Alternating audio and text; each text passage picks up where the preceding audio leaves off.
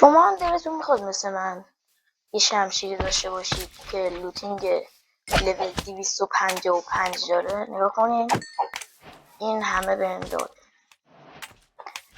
این شکلی نشه لوتینگ انچندمنت لول 255. و تا آخر ویدیو با من باشید. اول باید این کدو بزنید، این کامندو بزنید. توجه داشته باشید این انچندمنت حتما باید این ایش بزرگ باشه، کوچیک باشه کار نمیکنه. بعد اینتر رو بزنید. این تو بدرا کار نمیکنه، فقط تو جاوا. اینتر رو بزنید بهتون میده.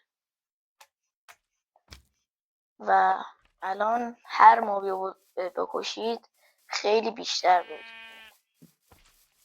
بعد میتونید به جایی که مثلا به جای اینکه شمشیر بذارید کلنگ بذارید، به جای اینکه لوتین بذارید فورچن بذارید. مثلا فورچن بذاری همه مثلا دایمندا رو یه 3 سگ دراپ میکنه. الان مثلا من یه بار دیگه فورچن رو میزنم، یعنی فورچن واسه کلنگ میزنم و به جاش من میزنم /e @p مونکرفت دایموند پیککس ها، نه مثلا سور. و این درگش همونه، میزنم فقط فورچن. اینو میزنم به میده کلنگ میشه. بکنید زده فورچنه لول 255. الان اینا رو من حذف کنم. یا کنید مثلا من یه دونه